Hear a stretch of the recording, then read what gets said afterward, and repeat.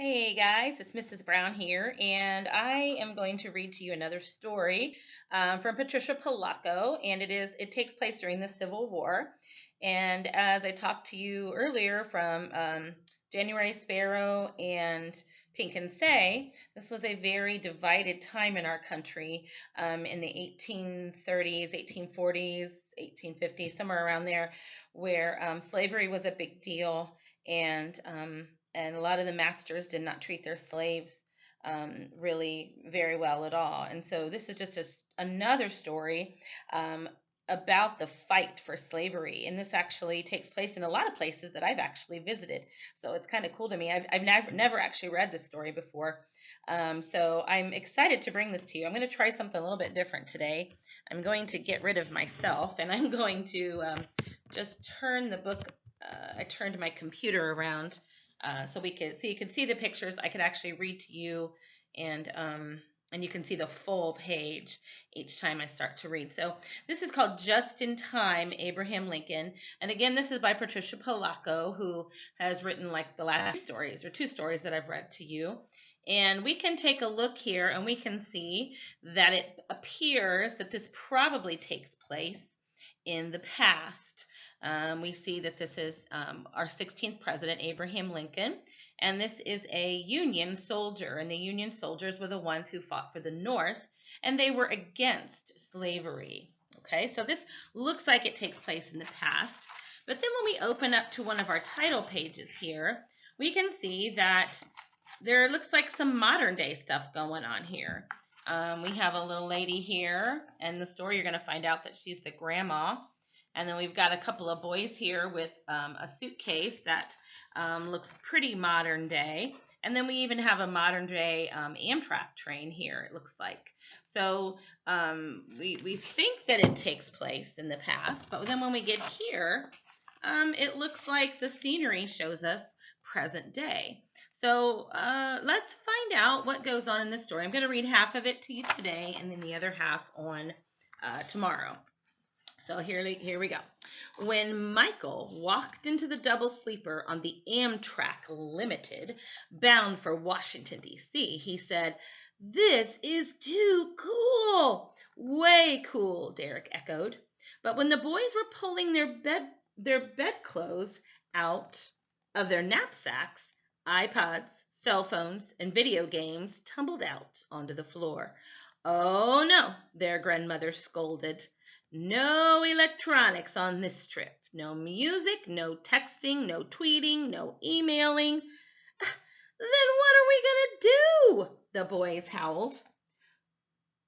"What do? Well, that's something of a secret.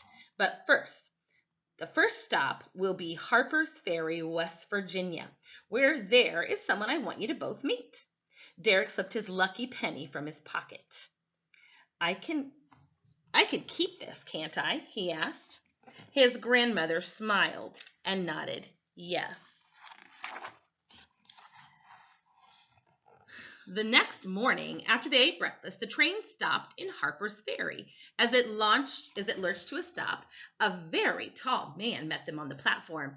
"Mr. Porter Foy," their grandmother sang out. "Here are the two grandsons I was telling you about." Mr. Porter Foy has a marvelous collection of Civil War uniforms, rifles, and a wondrous display of the photographs of Matthew Brady and his photographers. "Who's Matthew Brady?" Derek asked. "Oh, everybody knows that. He's the dude that took pictures of battlefields during the Civil War." Michael yawned. We studied him in class." Mr. Portafoy, their grandmother was to them, was a true expert on the Civil War. The boys looked at each other, bored. After tea, Mr. Portafoy and their grandmother took the boys to the museum. It was dusty. The Matthew Brady photographs were black and white and definitely boring. One of President Lincoln's, and then some general just standing there. Then they saw the weapons used in the Civil War: guns and cannons, bayonets and cannonballs. Man, Michael exclaimed, running from case to case, it must have been cool to fight in that war. Way cool, Derek said. So, think the Civil War was cool, do ya? Mr. Porter Foy mused and looked at their grandma. Michael didn't answer. He was eyeing one very particularly splendid uniform. Mr. Porter Foy came up behind him. I have some very authentic uniforms packed away in the archives. Would you like to try one on? For the first time since they'd come to Harper's Ferry, the boy smiled. Would we? Derek said. In the archive room, Mr. Porter Foy opened up an old chest and set out 2 blue uniforms. Do you know which side used these uniforms? Union! Michael shouted out. From his history class, he knew that the war had been fought between the North and the South because they couldn't agree on slavery. He knew the Northern soldiers wore blue, Southern soldiers, called Confederates, wore gray. Mr. Porter Foy began buttoning up the uniform on Derek. And did you know that President Abraham Lincoln came right here to Harper's Ferry on his way to Antietam? What's Antietam? Michael asked. He knew about Abraham Lincoln. Antietam was one of the most unforgettable battles of the Civil War. Hey, I had a video game about the Battle of Gettysburg, Derek chirped. I blew away 400 soldiers all by myself. I think I set a record. Well, Mr. Porter Foy said thoughtfully, how would you like to play something better than a video game? A real game. One that might even take courage. Can we keep the uniforms on? Michael asked. Oh, yes, you have to keep the uniforms on. That's part of the game. Ooh, do we get swords and guns? Derek asked excitedly. No swords or guns. Oh, we don't get to shoot anyone, Michael whined. Mr. Porter Foy stooped down and took the boy's shoulders. You are going to Antietam just after the battle. You're going to eat what the soldiers eat, walk where they walk, see what they see. Then he looked up at a giant wooden door. When you walk through that door, you will see what they see. You'll be in the middle of the game. He took something gold out of his pocket.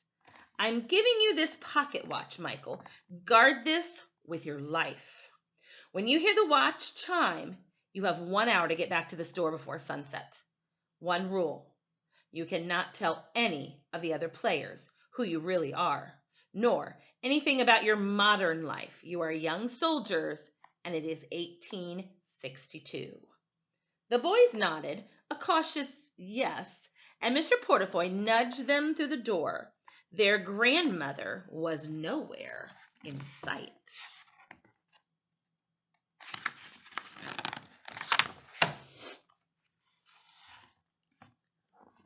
Sure you can see the pictures. Yep.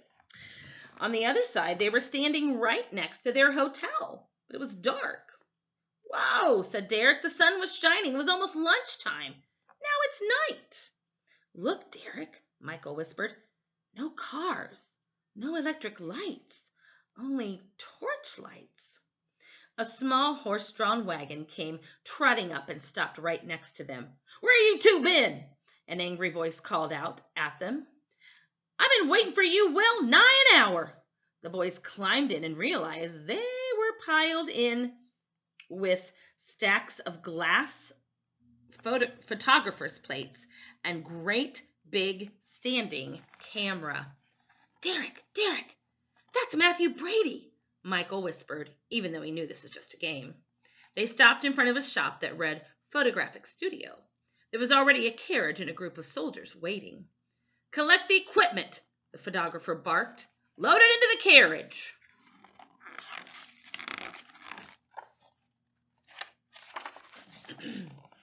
But when they came into the store, there was a very tall man in a cape and a tall hat. When he removed his hat, the boys gasped. Michael, Derek whispered, Where'd they get somebody who looks so much like Abraham Lincoln? Mr. President, Mr. Brady said as he gave a slight bow, an honor. Mr. Brady, sir, your reputation precedes you. I understand that one of your photographers will photograph my meeting with General McClellan celebrating the Northern victory at Antietam. One of the best, sir. Wow, Michael thought. What a game!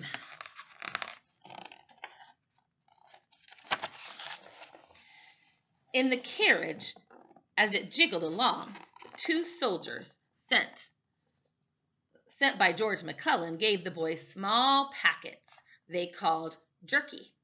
It's the last you'll have for some time, boys, one said.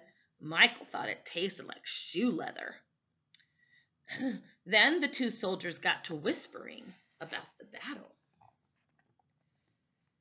How it lasted one day, how thousands of soldiers clashed in a cornfield, how the Northerners met Confederates posted along a sunken road the two soldiers were calling Bloody Lane. Of course, it weren't called that till 2 days ago, one trooper said, his voice breaking.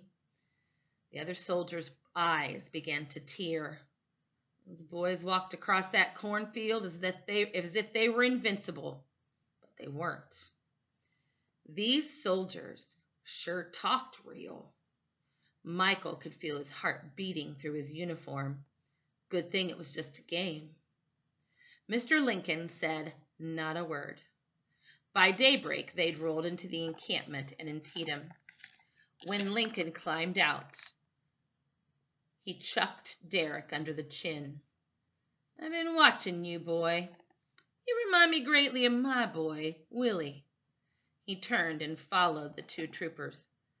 Whoever this guy is, he's really good, Derek said.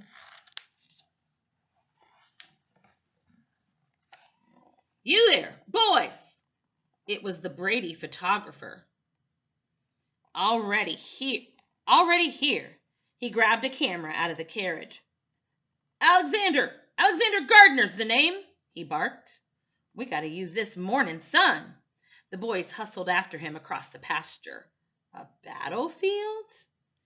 The pattern was always the same. First by foot, Gardner would search up for the picture he wanted.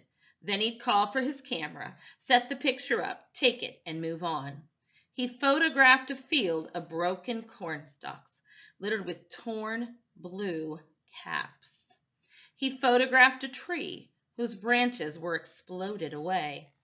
Here, boy, he'd shout, and Derek or Michael would run to hand him another glass plate. But where were the soldiers, Confederate or Union? What kind of game was this? They said the battle had been over for 2 days. Did the soldiers just go home when the game was over?